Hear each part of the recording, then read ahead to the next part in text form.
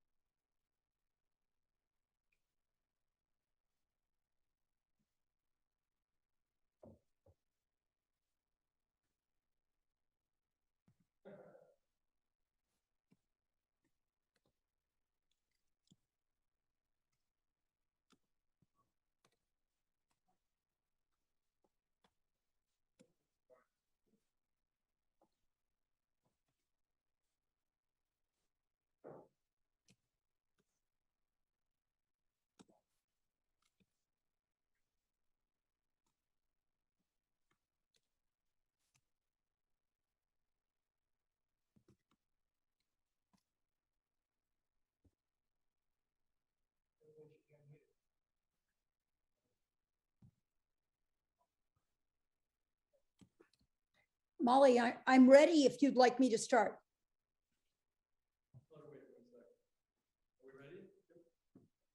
Danny, you're very distant. Your voice is not loud, but I can hear you. Let's see if we can hear Michael. How do I sound? Perfect. Good. So Danny, let us know when you'd like us to start. We ready to? Wow. Go now.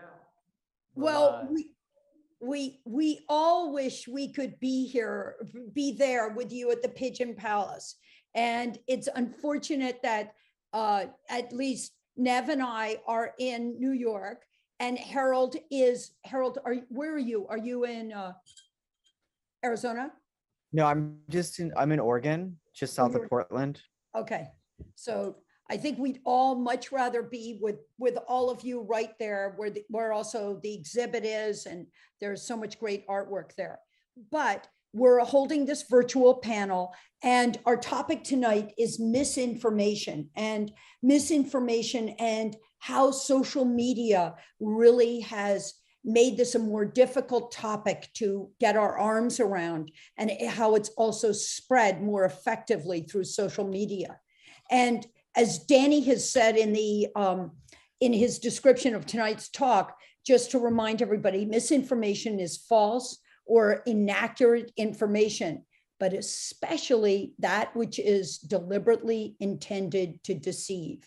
And let me step back. I should have introduced myself first. I am a climate activist, but also, I'm trained as an electrical engineer, and my specialty is communications between deep space and near Earth. So I worked at NASA's Jet Propulsion Laboratory. And so my whole education has really been science and electrical engineering relative to communications.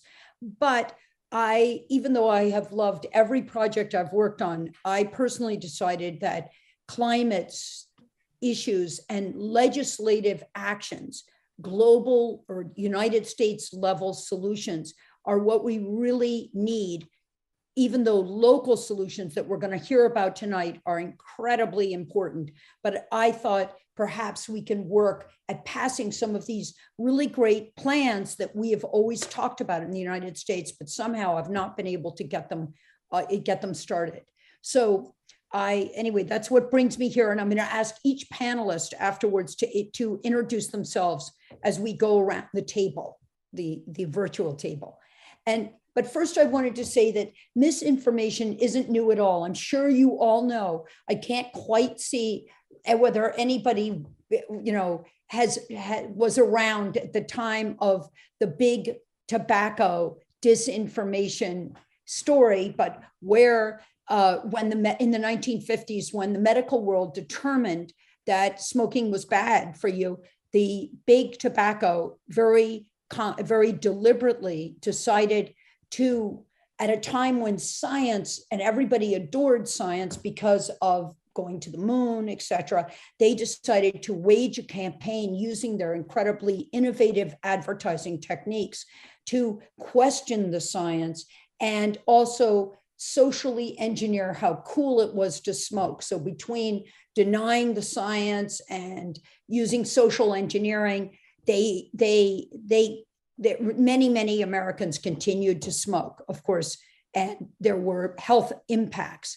But that happened in the 50s, and we heard about it more in the 70s.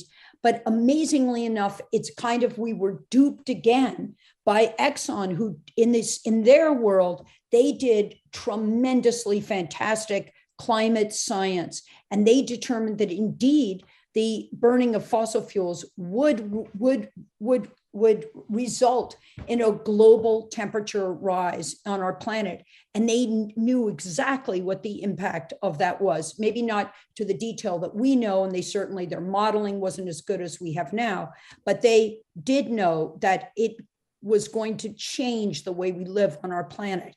And then in the 80s and 90s, they denied the science that their own scientists had done, but it had been hidden in their company and had not been released to the public. And they also hired lobbyists who were very effective at stopping any, national policies. So what we want to talk about now, after Exxon, we were duped again, amazingly, but now what we want to talk about is what's happening with social media and how is climate disinformation and misinformation being put out. And I wanted to talk about 4 different strategies quickly, and then I'm going to turn to each of the panelists and see, did they encounter it or did they not? And what's great is they've done stuff at local levels and regional levels, and maybe they haven't found it, which would be wonderful news and certainly very hopeful. But what we've seen on the national front is that environmental misinformation has taken, I would say, 4 different big forms. One is division, still questioning the science and politicizing the science so that you don't believe this. If this is what you think, if this is your political stance, then certainly you would not believe it. This is crazy. Politicalization of science. That's one route that's been taken, and it's certainly used, again, all the time on social media. The other is putting the issue on the shoulders of the individual. If you want to solve the climate problem, then maybe you should buy an EV. Maybe you should recycle, drink less water, take fewer showers. Will this really help us on a national level? Of course, it's excellent to do, but will this solve the large problem we have right now? That's just another technique or tactic that that the forces against climate legislation have taken. And generally speaking, those are big oil and big gas companies. And then the other is deflection. Like, what's the point of doing this? Because, even if in America we work so hard to do these things, but the Chinese won't do it, the Indians won't do it, and it's a global problem. So why should we bother to do anything?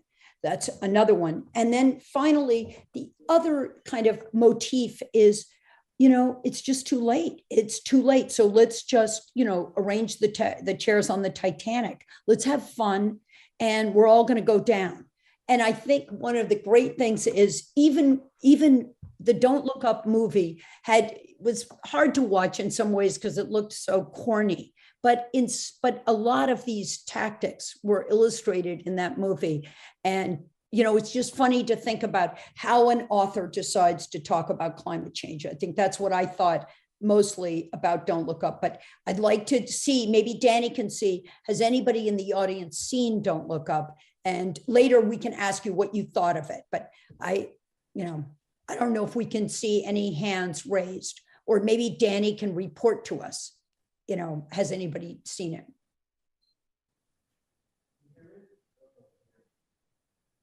Oh. Yeah, a couple. All right. Okay, good. We had I'd say a third of the audience has seen it. Okay, so it's interesting because we can talk about it later. Was it effective? Was it not effective? Was it too corny? Whatever your thoughts are. I mean, it's really interesting to think about the difficulty of talking about climate change and climate crisis and how you can do it. And they had a lot of stuff about social media, like the whole Ariana Grande thing, and many other topics were brought up in that. So what I'd like to do now is just go around our table and let each person introduce themselves and just talk about, what has their organization, what did it do, and basically a little bit about the goals of their organization. And then we have other questions and we'll just go right around. So do you want to start us off, Nev? Because you're clockwise on my screen. Sure. So kia ora, my name is Neve. I'm from Aotearoa in New Zealand, and I am an environmental advocate. I founded a movement back home. I'm currently in New York City, which is pretty cool. But I founded a movement about 4 years ago back home called Tino Pai Aotearoa, which is also known as Thumbs Up New Zealand. And the idea was, well, it's a petition that went to government, and it received 3 times as many signatures as the women's vote. So that's over 46,000. It also received support and endorsement from 47 out of 67 mayors and organizations like World Wildlife Fund, Forest and Bird Youth, Mana Tahuna, Student Strike for Climate. So it's pretty big. And the idea was first to fix our smelly, stinking waste problem, because back in 2018, World Bank named Aotearoa one of the most wasteful countries per capita in the entire world, which is not so good for a country that relies heavily on its clean, green reputation in order to secure a lot of its GDP. So also it's just not good. It's not okay, and it's just not good. So I guess we were battling with misinformation from the outset. I mean, just earlier, Polly, I heard you say, should we recycle? And I think we know that recycling hasn't worked and isn't systematically, designed to work. The fact is that only 10% of all possible recycled materials are ever recycled. So actually we need to be pushing toward reusable systems and reusables altogether, rather than promoting fossil fuel industries such as plastic, which are only ever actually increasing at the moment. So, there's misinformation even just in that, what is the image of recycling and is it enough? No. But at home, started this movement 4 years ago, and it's a pretty big deal because it is set to be legislated now by the House of Representatives and our New Zealand Parliament later this year, which is pretty big because it's been super tough. I've probably, I've never gone anything, I've never gone through anything as tough as this, because a lot of people obviously don't want it. But Parliament's a democratic parliament. Is designed by its people, and we pushed this movement through without support from politicians. It was a grassroots love movement more than anything, and it was the people power that made sure that it got seen. So yeah, social media played a huge part in sharing the petition. But yeah, there's a lot of misinformation as well that we encountered throughout the process, such as recycling, right? That it's even a good thing. So we can dig into it. But I'll let everyone else go around and tell us a little bit more about themselves too. So thank you. Thanks for including us. That's terrific. It's wonderful that you got this done. And it's going to be really interesting to see how you got it done, with social media, even though there was disinformation on social media. Well, Harold, do you want to go next? Sure, yeah, I can jump right in. So hi, I'm Harold Thomas. I work with the Bonneville Environmental Foundation. And in Arizona, that's under the branding of Business for Water Stewardship. And I particularly work by engaging and activating the business community in rural groundwater dependent communities. So mostly Cochise County, Mojave County, Yavapai County, Coconino County, and La Paz County, and getting them to meet with me for me to gain a better understanding of some of the priorities they have around water, and to build some of the capacity of those business leaders to leverage their voice and their innovation and their creativity for lots of solutions, both in their local communities, at the county level, at the municipal level, but also to see how they can leverage their voice for state policies with either the House or the Senate. I think, currently in the work that we're doing, a lot of the discourse has been pretty binary. So when we're talking about environmental issues in Arizona, we tend to actually stay away from the conversation quite a bit of climate change because it's pretty divisive, and rather really try to connect with people on what they're seeing in their local communities as important to work on, and work from that approach. I think in past jobs, certainly, the larger aspect of climate change has been, again, a binary conversation where people are either using information to support it or to battle against it. And what the niche that I usually find myself working in, whether it's with municipal partners or others, is really trying to activate and bring to the surface an understanding of human values. So understanding where folks are at. I think that pretty much all people share certain, similar values, but we just might weight them a bit differently. So, we might care more about we might weight more environmentalism and protecting the environment in one category, and others might weight economic success in another category. But it doesn't mean that people that care about the environment don't care about the economy, or people that care about the economy don't care about the environment. So really just trying to focus on limiting divisiveness and bringing folks together. So I'll stop there, and we can certainly dig into some more of that. That's terrific, because I think that just the use of the word binary shows exactly the politicization of this whole climate science. So you're encountering what we maybe others of us have not encountered so directly, and why, and it's great that you just stay away from that topic. You don't have to necessarily bring it up. So, all right, well, Michael, you're lucky and you're right there. I guess, yeah. One of the things I was thinking about is when people ask me who I am and what I do, is it's as simple as I like to look at things.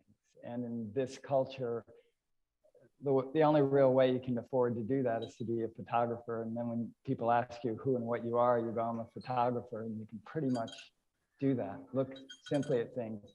But just listening to this conversation, the one thing that comes to my mind is that this, talking about information or misinformation, and really thinking of the construct of stories, is that we're all sort of telling stories. And I think when we have this sort of big world on these machines that are quite addictive, that we lose a sense of the individual. And so, I'll just, a little anecdote is in her introduction, Polly mentioned the tobacco companies. And a month ago, I visited my father's best friend, and he's always been interested in connecting with me because my parents died when I was just a very young child. And he actually was the lead lawyer for R.J. Reynolds. So in a sense, we almost have this thing of who's the enemy, who's my friend, who's honest, who's telling the truth. And I think what's most interesting right now is that we're all able to construct a truth that we believe. And then we have these systems that isolate us in ways in which we get that affirmed. And I have this other thing, is that I like to go out and look at stuff, and I do it alone, but I also like to talk to people. And I think what we sometimes lose is that these big issues often come down to individuals doing small things. And so that's really the perspective I come from. Yeah. So Michael, you didn't mention though, what about your work with GILA or GILA? Yeah, no, I was thinking about it, and I guess as an artist, I always kind of feel like once you have a resume, you don't have to deal with it anymore. But most of my environmental work, and that would be typical of it, is if there's something no one else will do. And so in the early 90s, I had two friends who wanted to deal with a good mining law that, it's a long story, but New Mexico actually got a pretty good mining law. And so they wanted to start a nonprofit, and they couldn't get a third person. So everyone was, yeah, we need to deal with the mines, we need to deal with the mining law, but you live in a small town, the mines dominate, no one would do it. And I told them I'd do it for a year, and it's called GRIP, and it's the Heal Information Project, Regional Information Project. And it's really been an amazing thing, is that it's usually just had one or two staffs of one or two or three, and it's managed to keep 3 large pit mines, and it's moved through several companies honest. And in a lot of ways, what people learn about most environmental work is laws and legislation are good, but it's all in implementation. And so we had a good law, but without really these two individuals engaging in this process, and they've done it forever. You know, the mining company, they do what they want. They have as many lawyers and as many politicians to do their work. But really, with a couple of people, we were able to make them understand that the laws had meaning. And they've put hundreds of millions of dollars into cleanup and into looking at the future of what their mine will do when they leave. And it's a long and complex issue, but that's one of the things I've done. But as I always say to them, the thing that interests me the most is really the black hole of environmental work, which is grazing, because it's all personal and it's everywhere. Wow. Okay. Well, maybe what we should do then is that, you know, I think we're going to hear more from Michael about, you know, was it easy to implement this law that had been, you know, developed in Mexico? Was it easy or not? And that's what that question is, what I wanted to ask each person, you know, what was your, maybe we can go back around and just say, you know, was it easy? How did you succeed? All of you have succeeded. All of you have succeeded in moving something forward, in doing something to help us, you know, try to make our environment better. And what was the key? So you've mentioned it a little bit, but let's maybe we can go back around and just talk about that, and then throw in that is that climate change might make these issues tougher. They might make it worse. Like it might make the water more scarce. But if you're not going to talk about climate change, which is fine because that's the only way you can get it done, then how can you tell them, well, look, this issue will probably get worse? Because then when they say, well, why would it get worse? Then you don't want to get into climate change. So how can you deal with that? How can you be effective? So let's just start again with let's just go back around and see, you know, do you think climate change is going to impact your solution? You know, what was your solution again? And will climate change impact your ability to keep working in this way? Will you? Nev, do you want to? Yeah, well, I'm not sure that I have succeeded yet. And I believe it's also because the legislation that we are so close to, you know, getting through is in many ways 4 years old, and that's obsolete when we've got, you know, not many years left. Climate change is not a scary word. It's a word that we need to actually talk about. It's a topic that is very real and very visible. So Aotearoa is experiencing huge floods, huge rains, wildfires, So is Australia. You know, it's very visible. It's affecting a lot of lives, a lot of wildlife. We do have an extinction crisis. So it's if you can't talk about it and you can't share it, then it just has to be, you know. Do most people in New Zealand is different than Australia, because Australia Oh, yeah. has very, very different. But are most New Zealanders, are they willing to talk about it? Is there this political divide that we have here in the US? Oh, there's definitely political divides, but it's undeniable that it exists and is affecting our everyday lives. It's And real. everybody agrees that the root cause is climate change. That yes. Yeah, we had our beautiful glaciers are melting. Our snow on our mountaintops in winter are far and few between and very, very thin. We have these hideous gusts coming through. It's there, it's real. You can't. Yeah.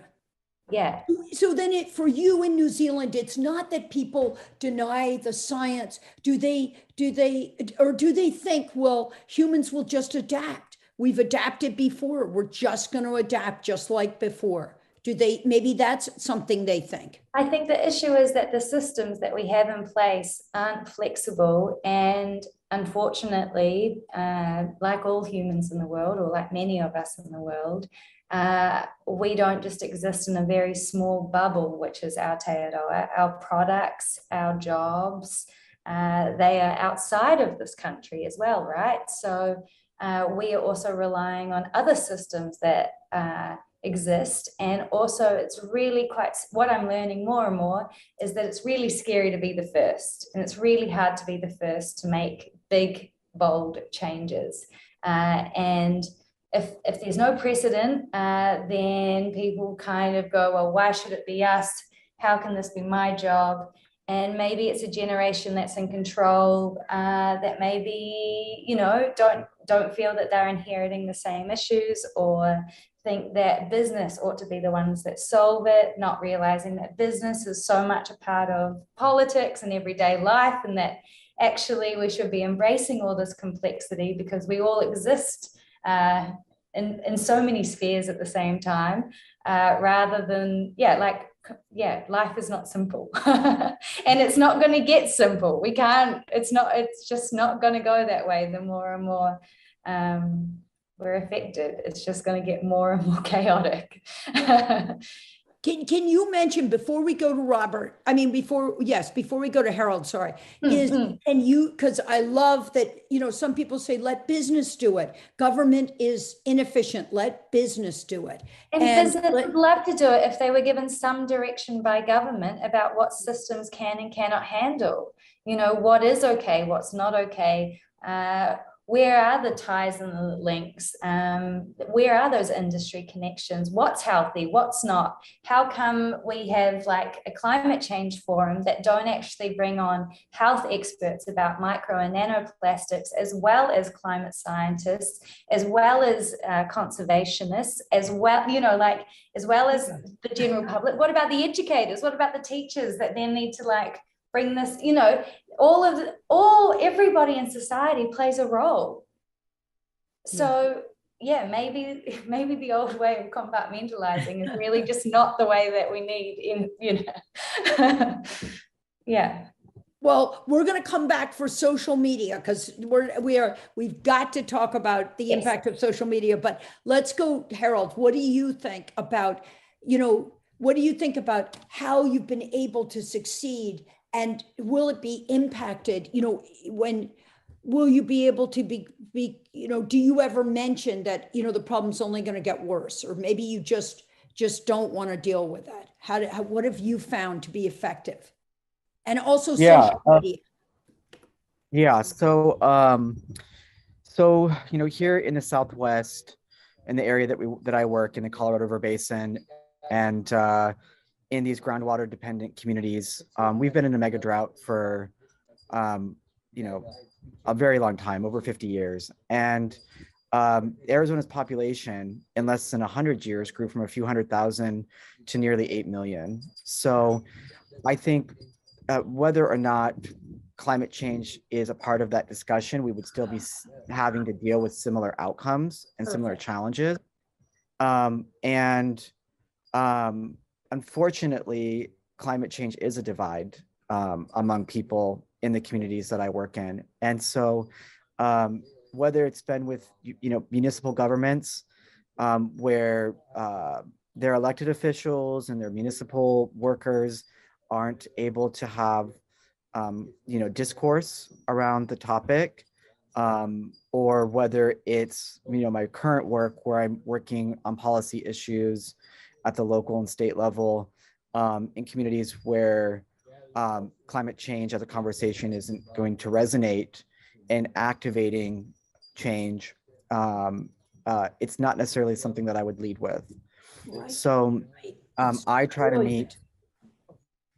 meet people where they're at, and I try to understand what someone can bring to the work that I'm doing in a way that's going to represent local values, and also the activities or the participation or the engagement that the business or rancher or farmer is able to do to work with me. And that's looked primarily by talking about these issues more in a narrative around local resilience, around adaptive solutions for working with water replenishment or transforming transformational solutions for water scarcity or energy issues. So it's just been it's been a very different approach. I think that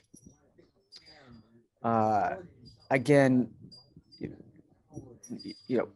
for many people in local communities, they couldn't really relate to this urban or global narrative around climate change.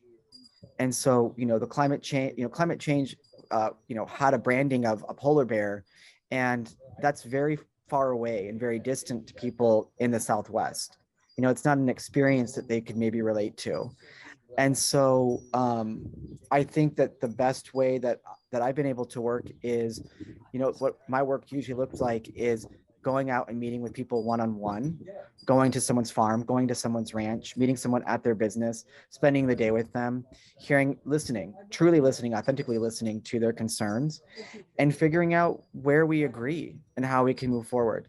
I would say that I really, I think Neve hit on this idea, and which I agree, which is these obstacles and challenges are only going to become more complex. And I think that we need all of the solutions from people for people that want to talk about the climate change narrative, and for people that don't want to talk about it. And so I don't think that these issues are going to get any less complex. I don't think that our futures are going to be any less simple. And I am trying to bring together as many people from many different perspectives as possible to get the work done that needs to be done, that's going to benefit both ecological and human communities. That's really fantastic. I mean, I think it is really the way around. And it's the first time I've ever heard anybody say that the polar bear, which motivated so many urban, I think it motivated, I think it was the Sierra Club that did it, but, so many people resonated because they have little kids and the polar bear, but that it wouldn't resonate. It's the first time. And it just shows how you put little blinders on, and for you, it seems to work, but for, somebody else, it's totally, not important and outside their sphere, and it seems irrelevant. That's very cool. Hey, Harold, can you tell us, like, I know, are you the founder of your organization? No, I'm not the founder. So I'm in Arizona. Our branding for Bonneville Environmental Foundation is Business for Water Stewardship. So I'm an ecologist and an urban and environmental planner, and I work with a team of attorneys to bring these conversations that I have with the business community, whether it's corporate business leaders or again, farmers, ranchers, mom and pop shops, to bring those priorities and the solutions that those folks are willing to work on to a policy level. That's fantastic. Now, what about social media? Has it helped you, or you just avoid it? What's your relationship with that? I just avoid it. You avoid it. So I you just- don't, you don't, I avoid you it. don't- you don't have you don't post on Instagram or Twitter or whatever. Personally, yes, but not from a a foundation level or an engagement level. It's not a tool that I use in my work. And nobody have any of the other business communities or any of the local people, have they tagged you? I mean, do you guys have a Twitter feed or Instagram feed for your company that then they tag you or put memes on, or, or kind of seek to demean you in any way? Yeah. Or that just doesn't happen? Our Business for Water Stewardship does have a Twitter account. Our use of the account is usually to highlight any relevant studies or current policy issues that are affecting either the Colorado or groundwater related issues. We also highlight how the business community is working at different innovative levels to meet these challenges. Really highlighting, that type of stewardship and getting the business community's voice highlighted and rallying the business community in these efforts. There's other members. So the work that we do, it falls under what we call the Water for Arizona Coalition, and there's other members of this coalition, other environmental partners that do use social media to engage more of a grassroots approach. But in terms of what we do with the business community, it's not, it doesn't follow those same processes or those same tools. Great. Okay, well, that brings us to the Pigeon Palace. Michael, what are your thoughts about, I don't know whether to focus it on GRIP, because GRIP is what you've done so successfully, getting from what I understand, getting, the copper mines or the copper mining companies to clean up the water supply for those mountain towns like Silver City. And I wondered, well, are you still continuing to do this work? Are there still continuing issues, and how does social media play into that? These are copper mines, and as we all know, copper is our future, we're told. And the other thing is that when you deal with mines, it's always very much in the present. If they can get something, all deals you made are off and everything's new again. I would say the major thing I did with GRIP, and really I think the question you ask, is this going to be easy, is that there really were two people who were willing to do the hard work. And it was the easiest thing in the world for me to say, sure, I'll be your third member. In order to form a nonprofit, you need a board of 3, and they could not get the third person. And since then, GRIP has done a lot more than that. And what it tends to do is that I think often as groups get larger and evolve away from a community, they often, it's kind of like the Catholic Church. When you get really big, it's hard to deal with the little sinners down there. And so that you lose touch with things. And I think the power of GRIP is that we've sort of dealt directly with our neighbors, which are the mines, and had an incredible amount of effect that then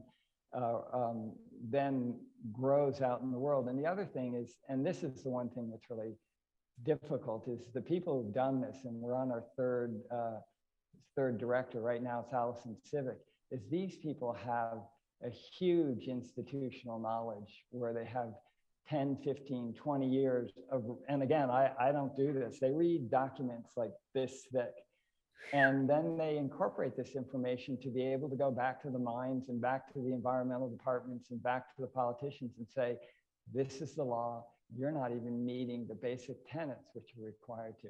So I would say the only thing I'm involved in is the little act of doing something. And I think your initial question of whether or not it's easy is that I think one of the cons going on right now is, the British historian Arnold Toynbee talked of axial ages, that the idea that there are certain points in time in which human beings, or he'd like to say history, is ripe.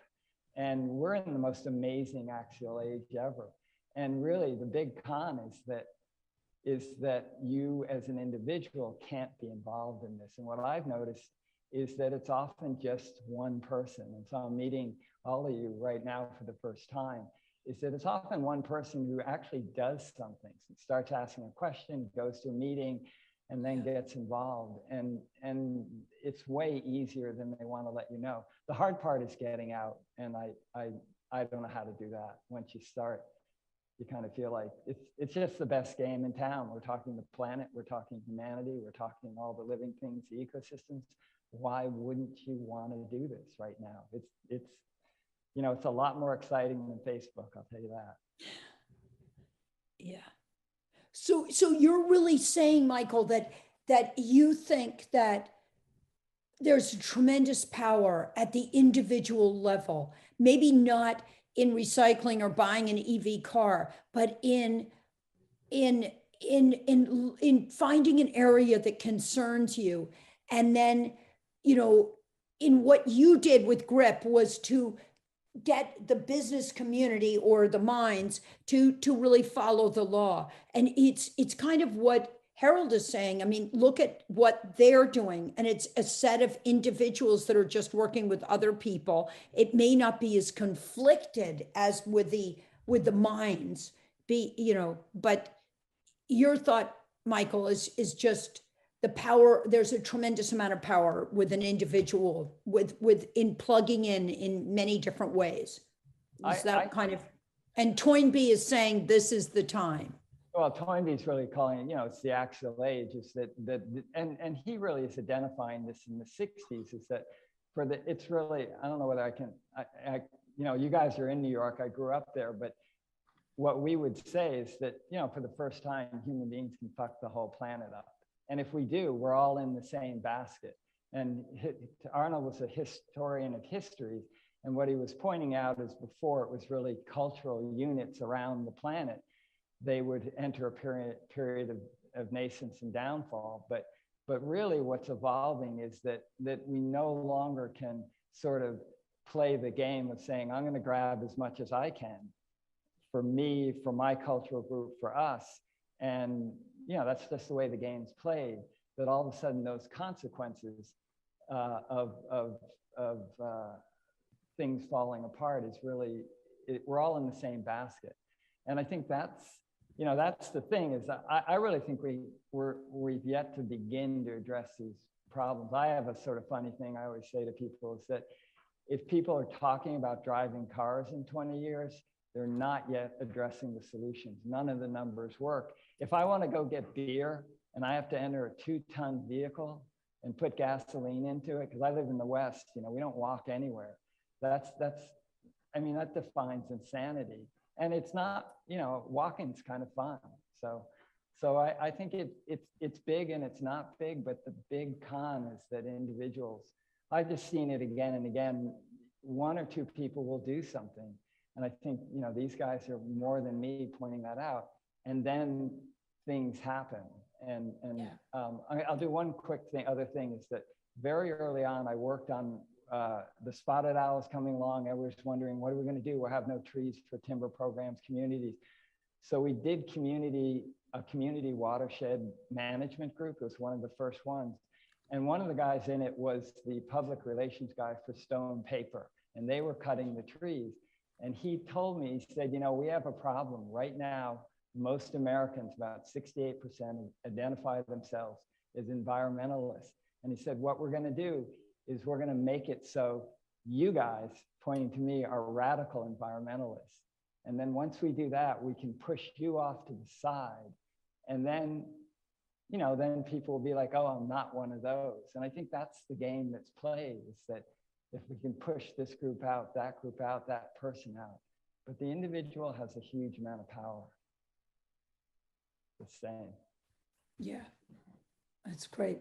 So Harold, you can push the people who always want to talk about climate change out of the way and just say, those guys are Nutsville. Don't talk to them. Let's just get down to our solutions that make sense for us. I think we can take that from Michael. And I think it's probably a good idea. Well, Definitely. Well, I was going to ask Harold, can you tell us, because in a way, this local stuff is really inspiring. And I wondered if you could, and maybe there's so many, like what I see in Los Angeles where I live is sometimes a city can do so many things. Like in Brooklyn, there's now bike lanes with, there's all sorts of stuff that it's somehow Los Angeles hasn't gotten it together to do. And you wonder which forces are stopping it, or is it just not enough people power? But I was thinking, Harold, you could tell us like something that you've accomplished with business. And I know you've done a lot for, that you're working at least in many areas of reforestation or in water reclamation or using less water or using it more efficiently. Maybe you could just inspire us with like something you guys have been able to do. Sure, yeah. I particularly work in policy work, but there's a whole side of our organization that does energy and water offsets. So a lot of it begins in a process like what I'm doing, but it ends up where we work with corporations, corporate partners, or farming or ag or other partners to actually both replenish the water that they're using and or plant trees to offset their carbon use, but also look at solutions both to transform the impact that they're having in their community. So we know that businesses can come into an already risky area. By risky, I mean like you might have a corporate partner that is going to be a high water user that's going to move into Arizona, and when they move in there, there's going to be a certain amount of water that they're going to use over time. And so they might partner with us to replenish some of the creeks or streams or rivers in Arizona. But that doesn't necessarily mean they're transforming the long-term, system that would allow for more innovation or other types of policies that would eventually lead to more water security. So we, partner with them. We also partner with tribes. I think a really cool project that we've done recently was partner with one of the Crit tribes, where we worked with corporate partners to bring more funding to the tribe in working with them to leave a number of acre feet of water in the Colorado River, which supports so many ecological communities. So I think that there's a ton of opportunities for solutions when we meet with people at a level that they're willing to work on. And businesses have both the innovation and the financial resources to make some of these things happen. So we're seeing that here in the US and we're seeing that globally. That's great. I'd like to go to audience participation. I was thinking, I wanted to ask you how you're reacting to all this. But before I do that, I want to go back to Harold one more time and say, Harold, do you think the infrastructure bill that was just recently passed, and also another infrastructure bill that was passed under Trump, do you see any support for, there's going to be a lot of money spent on forestry. There's going to be, there's a lot of this infrastructure bill that was just passed was about protecting us or I guess fixing our infrastructure so that we can withstand climate change. It wasn't about stopping climate change. It was about strengthening our infrastructure so that we'll have bigger dams, we'll have, stronger bridges, we'll have a better train system. But also there was money for forestry. Have you guys looked at that? And are you saying, hey, we can get this money? This money is coming to Arizona and we can use it. Does it seem positive to you? Yeah, I think that these infrastructure bills are super positive. It releases funds that different communities can use. I think in terms of looking at, when we're talking about climate change applied to infrastructure projects, we're usually looking at storm data or climate data over long periods of time to figure out what's the worst possible storm or the worst possible situation that could happen that we've seen in history that would predict the type of infrastructure we might need to put into place in a community. So, like if you're going to have a 1,000-year flood and we're having those more frequently, then, we might need to raise the height of our bridges to ensure that we're ready for those types of floods. And so I think that those packages are great. I also think that they really lead to a lot of innovation. So we are seeing that, in terms of irrigation technology that's coming out in places in the desert where we have, drip systems now that can really ensure that we can use less water for our farming activities.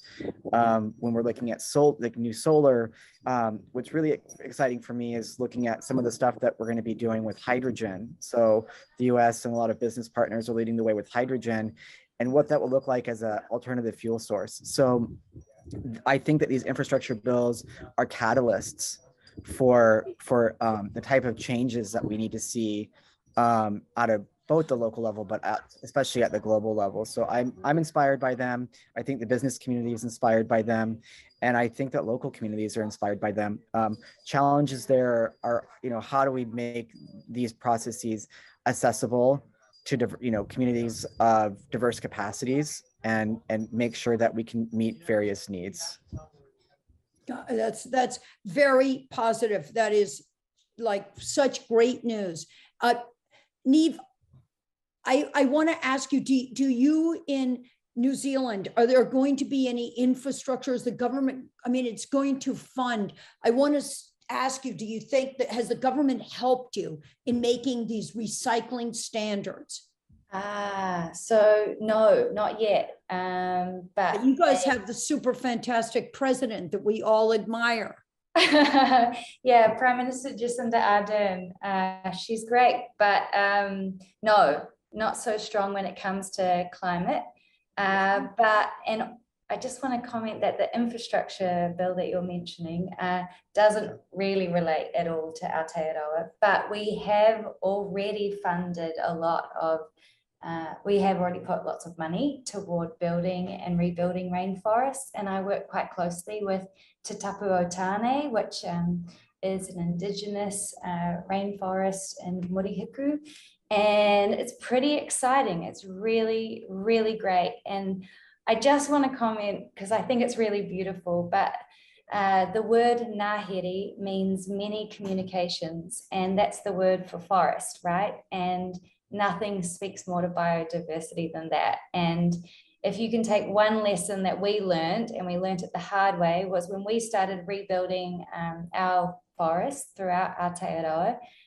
Initially, they were mono, and we realized very quickly that that's just not good enough and doesn't work. So make sure that you have biodiversity wherever you build, because that's super key. And I just had one takeaway that I just really wanted to impart with the audience about misinformation on social media. And perhaps I can just share my dislike of compostable plastics with you. And is that okay? Can you give me a thumbs up, perhaps in the audience, if you're cool with me? I just really want to clarify this, and maybe this is my little one thing that I could impart. And hopefully, if we're going to talk about the individual, please take this piece of information with you to your next dinner party or what have you, and let it be known, because it's one of those things that we should all know. So Plastics obviously is the name of a molecular structure. It doesn't matter if it's made from fossil fuels or endemic or not so endemic plants like sugar or corn, what have you. Plastic is plastic once it becomes the molecular structure. Now, plastic never, ever breaks down. It only ever breaks up. So when you have compostable plastics and you choose to dig them into your compost, your home compost in your backyard, or pop them in, you are only polluting. Compostable plastics have to be sent to a facility where they're kept at a constant temperature, it's measured, and they're dealt with in the proper way. If you're not, you are adding to micro and nanoplastics, and therefore you are hurting your own waters, your rivers, your seas, and all of the ecosystems that equally you live with. And so it's one of my biggest pet peeves. And I just want to share that with you, because the more people know about it and the more we're honest about disinformation, the better. Excellent. Well, before we go to audience, Michael, do you want to say something? And then I want to ask I've got a kind of a generic question I wanted to open up audience participation with, but Michael, I wanted to give you a chance to talk about it. I mean, do you feel positive for the continuing work that you're doing? And what about social media? If you have any remaining. Yeah, I would say I don't need to feel positive. I have a lot of opportunity to go outside, and as the experts will tell you, it makes you happy. And so I tend to like to do long walks. I just got back from 40 miles, most of it off trail. And it's amazing I can still do it. So I don't think I don't think that's relative to, in a sense, how I feel about something. I just think it's like, it's the most interesting thing ever, of whether or not we can solve these problems. And I think, I like the idea of pet peeves, because everyone who knows me knows mine's grazing, and especially in wilderness, because once you put cattle in a landscape, it's a farm, it's a ranch. And so you don't have the self-organizing ecosystem anymore. And there's so many games that are played, both by scientists, environmentalists, ranchers, to sort of ignore a kind of elephant in the room, that you have to make some hard choices. It's not, the one things I hate the most is, another little peeve is win-win. I'm not interested in, I don't want to see things work. I don't care. Once I hear winning, I'm like, I don't know what that means. But I know when these systems work, they don't need us, we need them. So I'm thinking this is, the world is interesting to me. It's worth living in. It's worth being engaged in. I don't know what more I need than that. Okay, well, it is a perfect segue to audience, and I'd like to ask them, all of you, I think we all want to live in this world. I think we like this world, and each of us, has found something beautiful about it, whether it's taking long walks outside or being with other people, or, the next generation brings a lot of people great happiness. And so I want to ask, are we moving fast enough to deal with this crisis? And what do you think? You all living in Tucson, I'm presuming most of you live in Arizona that are in the audience, and Arizona, as we know, is going to be just like California, it's just like Southern California, we're headed for some, a big drought. I don't know when it's going to resolve. And there's some big issues in front of us. And what do you feel positive? And what do you think, what do you see around you that's making you feel positive? Maybe you think, whatever you think. I'm just curious, what are you all thinking? Because you're all here out of your interest in environmentalism and disinformation.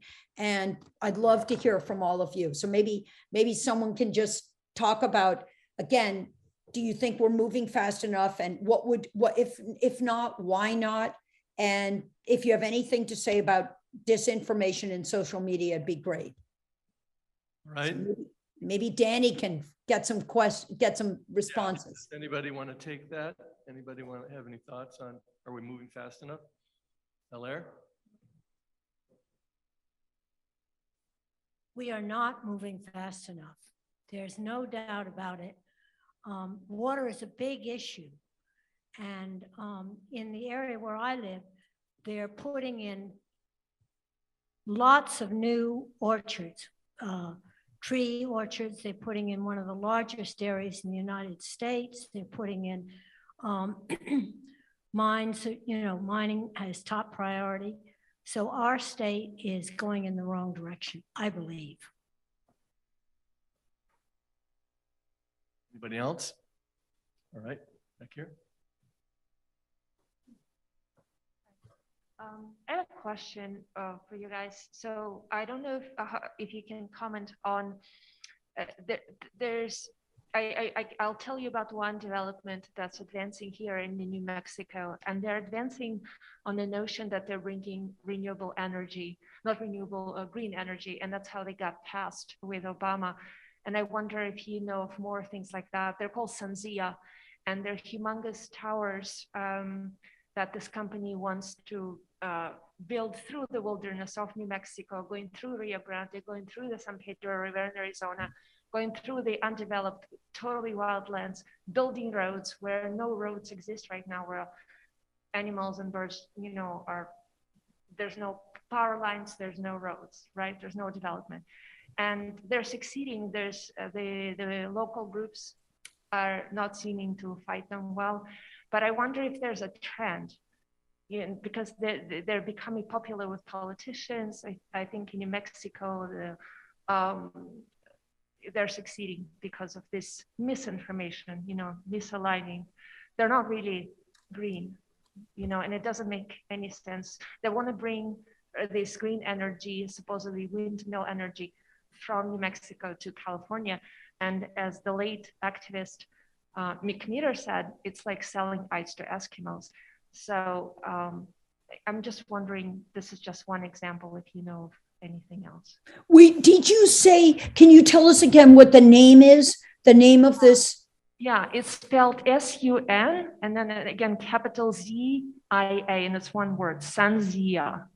I see. Is it solar power? Because that doesn't seem like it would be solar power, but is it, or is it wind energy?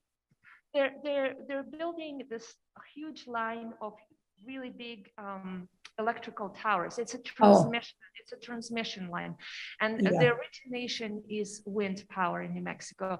And for them to build it there, they actually are not allowed to build roads. They have to do it with helicopters. So they're sinking in millions and millions of dollars. It doesn't make any sense.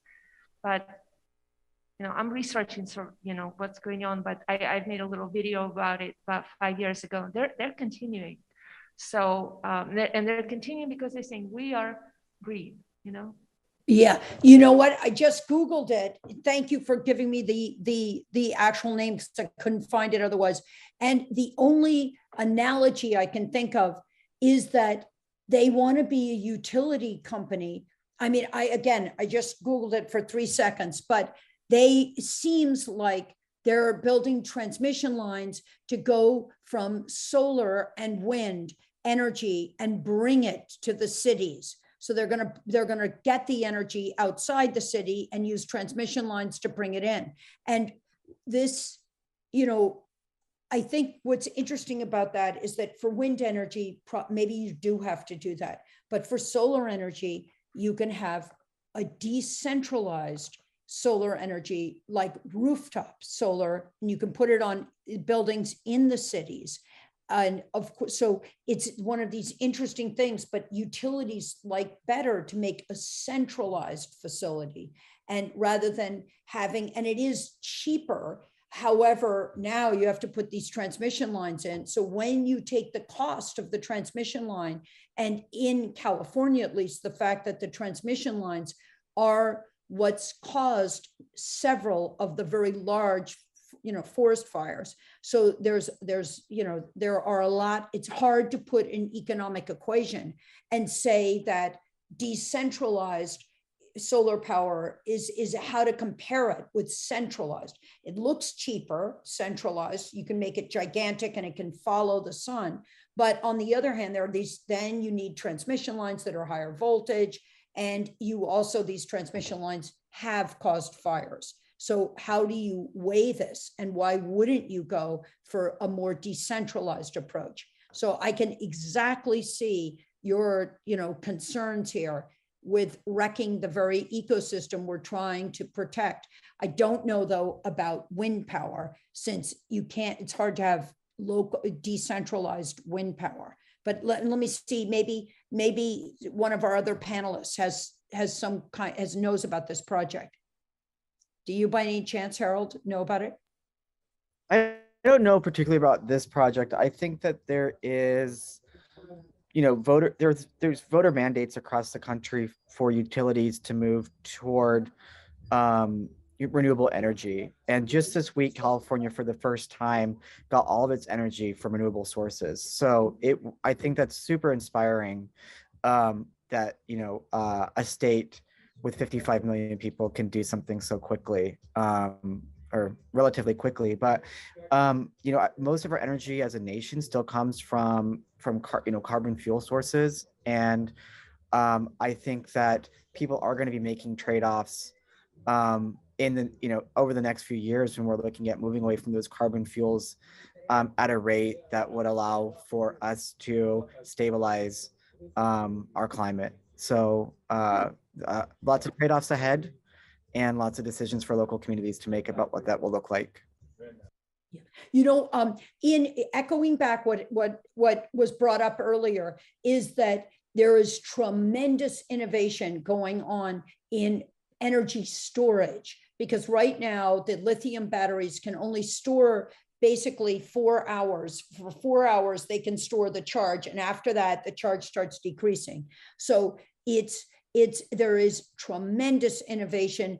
Before, we used to use the solar, one idea was use excess energy, which could be green, could be oil, fuel, regular fuel, or it could be solar, or it could be wind. Use whatever we have in excess of the demand at the time and use it to pump water uphill, to create hydrogen, for example. And then later, when you need the hydrogen, you've stored it in some kind of silo or pump, and you can release that energy. But now there are other ideas that are lifting weights, like in an elevator, like lift a giant weight up 4 or 5 stories, and then later, when you need the energy, drop the weight and let it activate a pump.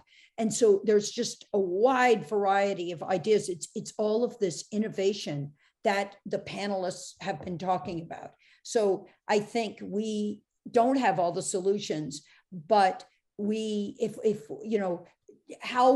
certainly have solar and wind. We definitely have a lot of it, and we could get a lot more. But what do we do about the times where there is no solar or wind? How do we store the energy? And one kind of shocking thing is that in Europe, they had less wind a few years ago, like maybe last year and the year before. And they say, I don't think they fully know this, but they attribute it to climate change, that climate change changed the wind pattern and they're not getting as much wind. And the places that were very windy were not as windy in the last 2 years. And, that could be pretty bad, since they're depending on wind far more, I think, than we are. But okay, what about some more audience questions about, do you think we're going in the right direction? And again, what about social media? And again, I really like what, I really like what Harold says, is that in some ways, some of us were steeped in climate change and the science of it. And so we want to talk about it. But maybe that's not the right thing to do. Maybe it's not right to say, wake up, you guys, it's only going to get worse. Hurry up, wake up. Maybe this is the wrong technique and it just creates fear and panic, and people, put their heels in the ground and say, I'm not moving. What do you guys think back there? So particularly, I don't think we're doing enough, and I don't think we're going in the right direction.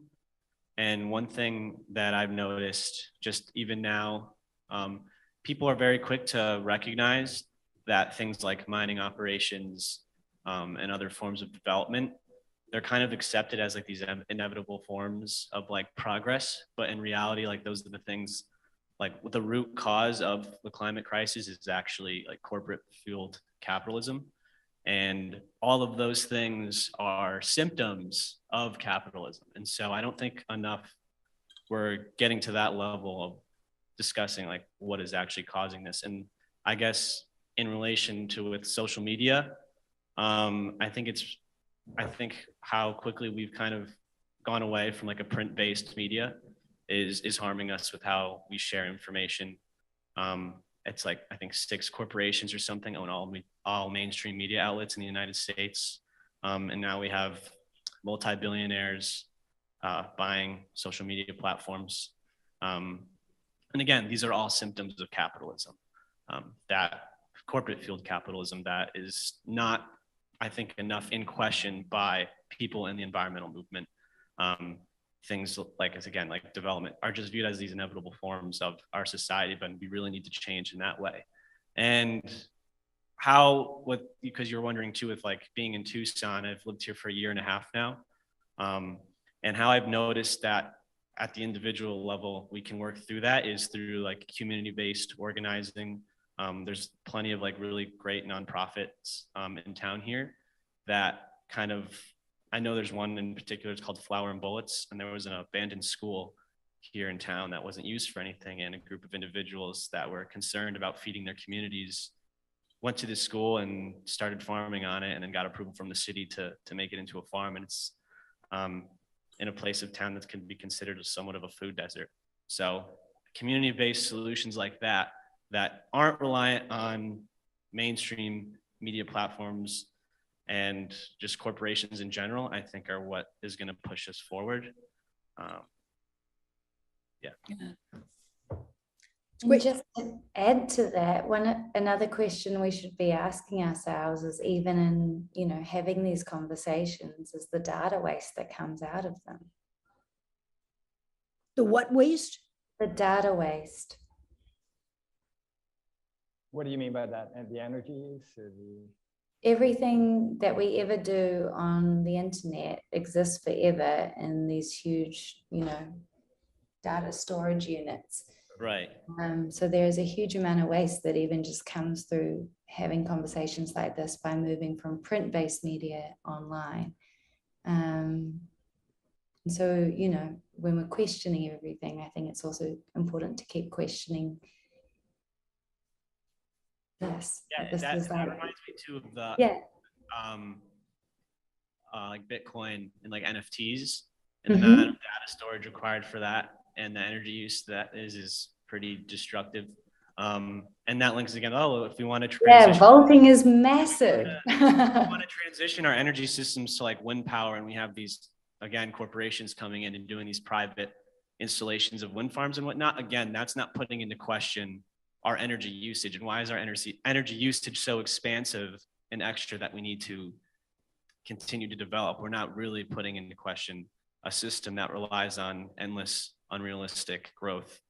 Apparently, though, there is a carbon negative blockchain, which does now, you know, blockchain exists separate to NFTs and tokenizations. And so that could be an area that DAO explores further in order to have decentralization.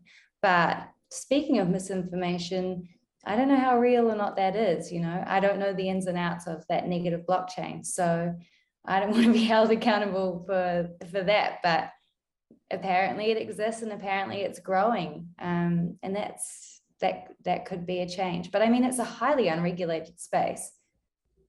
Yeah, I agree.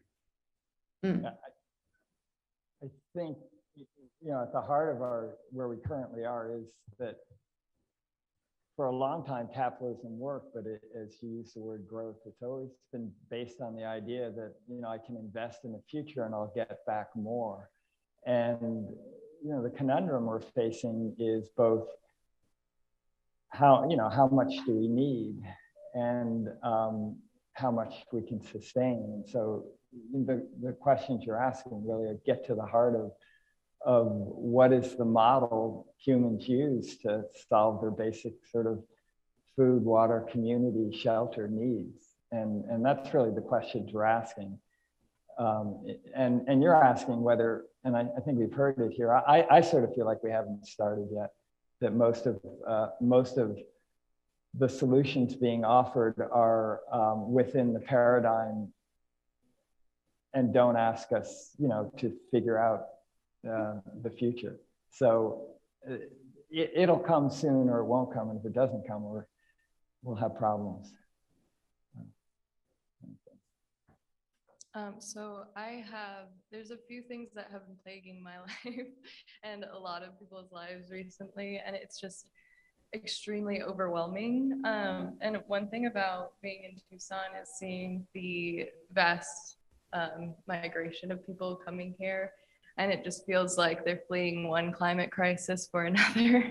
And it's hard for people who've lived here for generations to find affordable housing now. And that's really scary.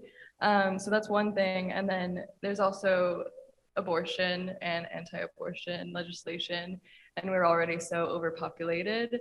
And one thing I keep hearing is that we need to be having more children because our generation isn't going to get the Social Security benefits that we are going to need to retire. And I'm wondering if that is like a form of misinformation or if that is propaganda or how accurate that is. And then there's also just like on social media, we're always sharing posts, right? It's not like it's an easy thing to just like click a button and reshare something. And you're already sharing to a community of like-minded individuals and that doesn't get anything done. And so it's hard to know like how to reach other people without creating such a, this minute you mentioned climate change, people will just shut down. Like if they're just like, no, that's not something I'm interested in, if that's not something I could profit off of. And that's really frustrating as well. And then another thing is just mental illness, because we now feel that these issues fall on our shoulders individually. And I think that feeling is so overwhelming. Like when people are like, oh, you need to live a zero waste life.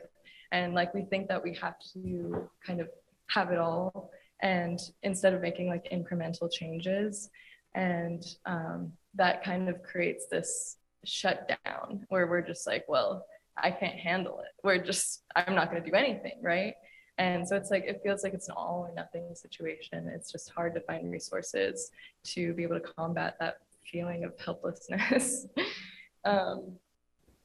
And yeah, and another thing is just public transportation. Here in Tucson, it's, we have such a spread out city and it's just very difficult to get around if you don't have a car. And another thing I'm hearing about a lot is, electric cars is, the future, but that takes lithium. And I don't know, I've heard like a lot of opinions on how like sustainable that is. And it's kind of frustrating not to know like the numbers or the statistics on that, because we're going towards that direction so quickly. And we're creating these inflexible systems. Like we were talking about the New York City subway system and how there's just not really an easy way. It's just so old and outdated, but it's so inflexible that we can't update or upgrade it. And it's scary. So those are, a few things that are, constantly like circulating, I think. And it doesn't feel positive. So I'd like to, because what you're saying, you've gotten to a lot of the problems, and I think sometimes that's incredibly overwhelming. I'd like to say that the thing I'm most interested in is looking for the last vestiges of complex ecosystems, and almost every, and I'm labeled a photographer, and then I make pictures and try and do something with it. But it's really these places that fascinate me, and I'd say almost every place I've found soon thereafter shifts. It either loses its protection or just gets trashed. And I always try to think like, it's how do you deal with this? That, the thing that gives you joy. But I do think there's something to, the lesson, you hear it best articulated from the Quakers of bearing witness, that when you look at everything that's so big, and a lot of these things are so big, they're amorphous, but really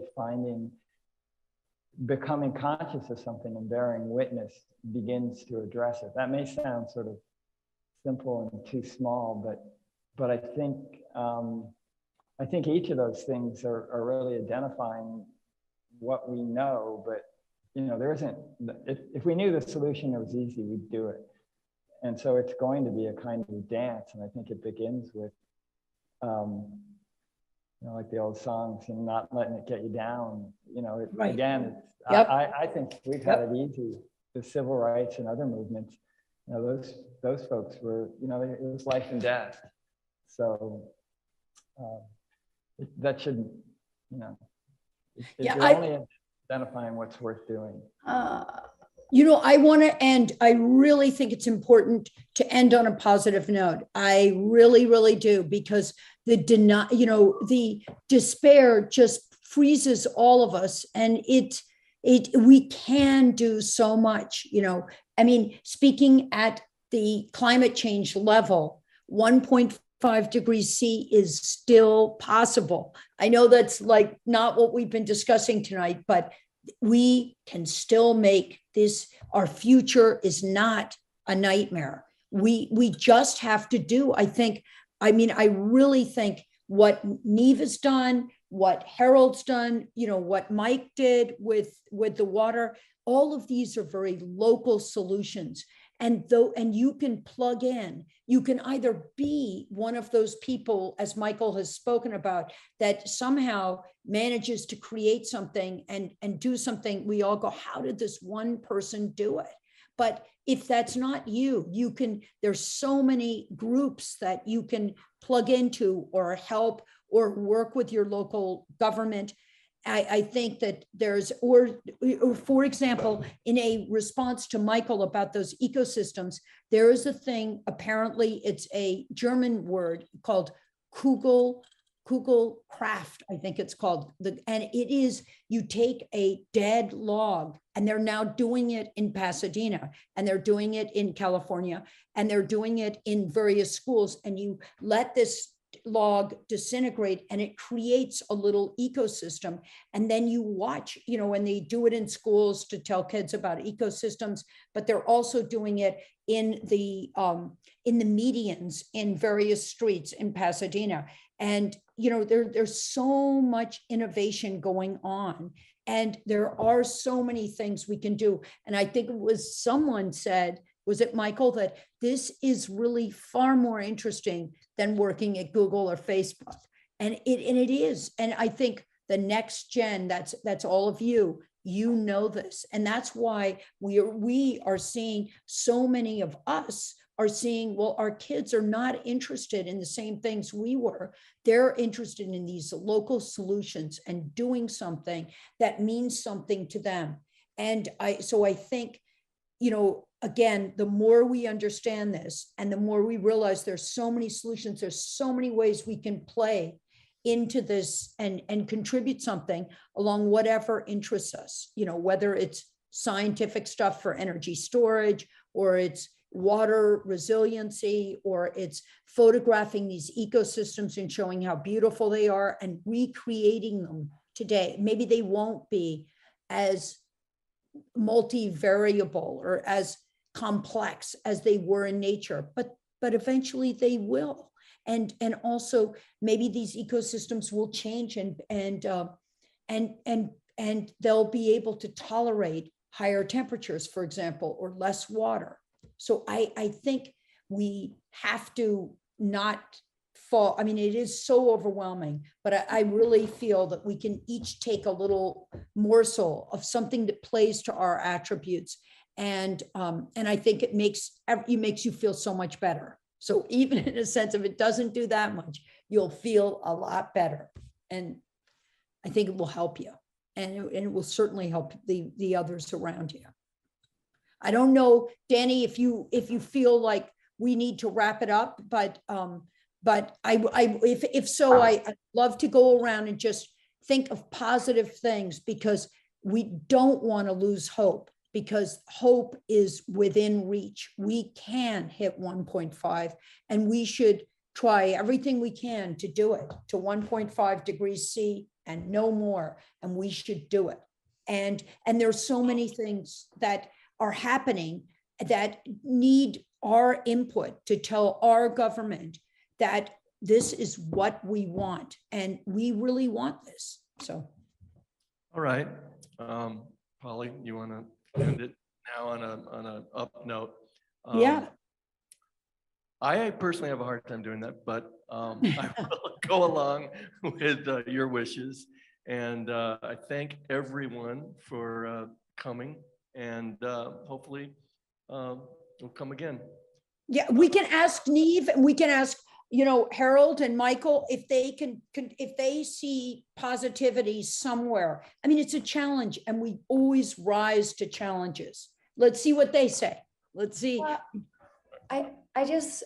when I heard the audience member speak just then, I didn't hear negativity. I heard directness about a whole lot of problems that a lot of our generation are facing, and they're systemic and structural, and they're very, very real. And so it's up to us to change, to make that change. And I hear you, and yeah, we've got to do it, right? All right, I think we could end it now, because I think we've gone on for long enough. And I want to thank everyone, our panelists, Michael Berman, Polly Esterbrook, Harold Morgan, all right? No, Thomas, sorry. And Naeem H, which I can't pronounce. So yeah, thank you, and we'll do it again sometime. Thank you all. Thank you all for coming. Thank you.